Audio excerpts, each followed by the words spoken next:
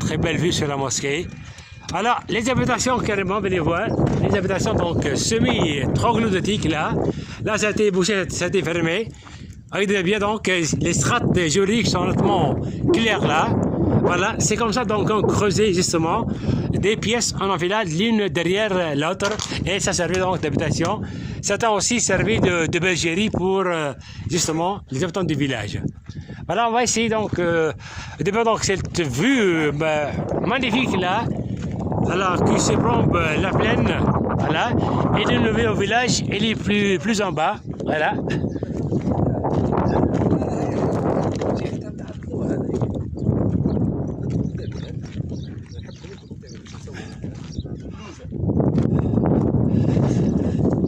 Voilà, donc on va essayer de monter jusqu'à la montagne. J'irai. Hop.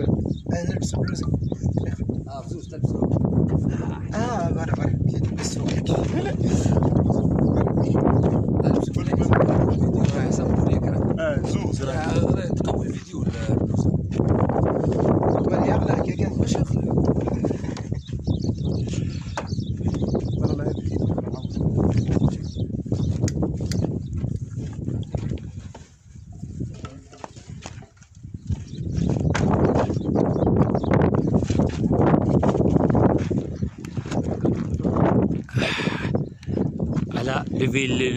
Voilà, alors, tout à fait en bas, donc, c'est un marabout là, c'est un marabout, voilà, un saint vénéré, voilà. Donc, la copote du marabout bien blanchie, immaculée, bien soignée, voilà. Et on retrouve bel et bien donc ces cultures en terrasse là, et bien donc là-bas au fond, sur les versants de montagne, donc des cultures en terrasse, voilà des très belles terrasses aménagées et qui sont plantées de palmiers, d'oliviers, avec des barrages de minutes de rétention. Ces justement terrasses-là bénéficient du rationnement des eaux de pluie et des alluvions pendant les années pluvieuses. C'est pour ça qu'on y cultivé de l'orge et du blé. Cette technique donc de culture en terrasse, on trouve partout le long de cette chaîne de montagne du Dahar, donc c'est-à-dire de Djawed Nefous en Libye jusqu'au mont Matmata. Alors donc maintenant, on va donc prendre allez, Jalil. Voilà. Ah.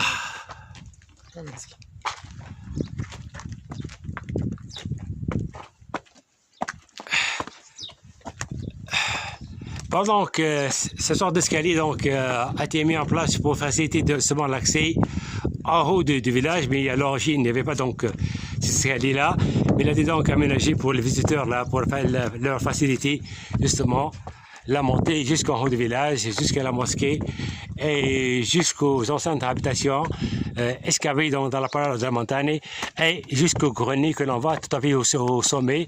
Il est justement situé dans un endroit imprenable.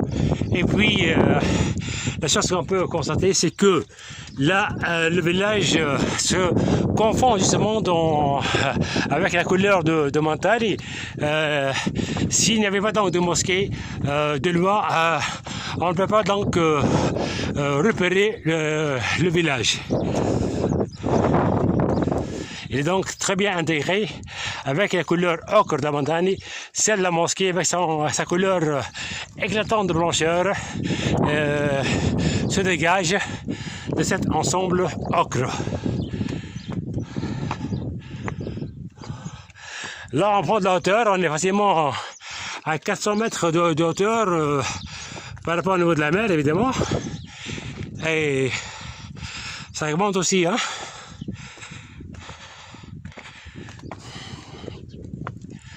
Voilà, on prend de la hauteur. Alors, à ma droite là, je vois, c'est une maison d'hôtes là, aménagée par une famille donc de jeunes filles du village là.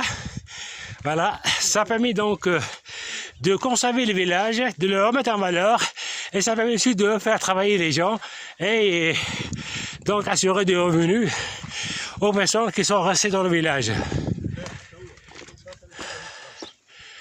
Le voilà donc dans d'autres.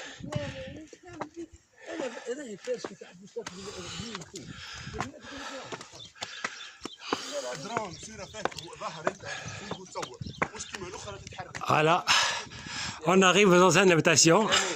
Les portes, elles sont en tronc de palmier. Voilà. Elles sont donc racolées avec des chevilles en bois d'olivier, bien fermées. C'est dans ces pièces, donc dans ces semi-troglodytes, qu'habitaient justement les habitants du village de Durette, avec des pièces en enfilade l'une derrière l'autre. Le bois, c'est du C'est du bois de palmier, là. palmier. Ok. Voilà. Sinon, donc, là, ce que l'on voit de ces chevilles, elles sont en bois d'olivier. Ok. Voilà. Une autre habitation.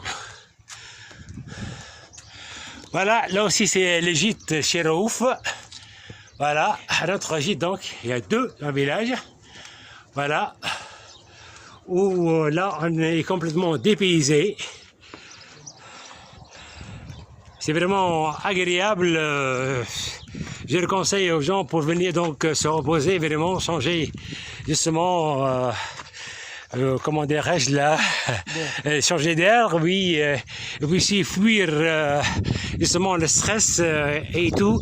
Venir ici, alors se reposer avec des très beaux paysages dans un cadre vraiment magnifique. Voilà, là on remonte vers la mosquée. Voilà, on continue jusqu'à la mosquée. Et mosquée donc d'origine ibadite, parce que l'origine Yamazir avait adhéré au rite ibadite.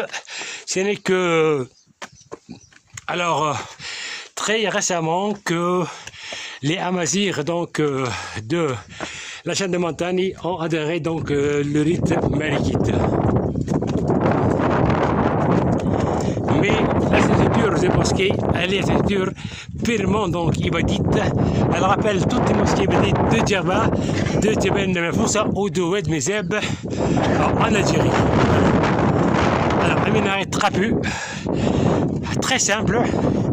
Alors, donc, elle est là, c'est le toit de la salle de prière. Vous voyez donc 4 voûtes là.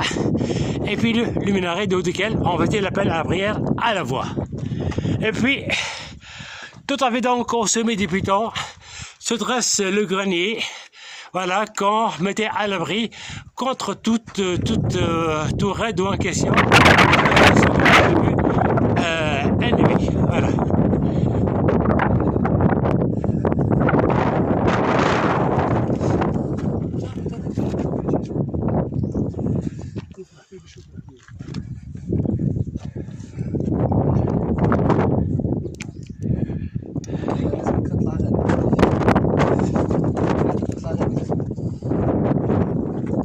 هاي بصوا شوي نشوف لكم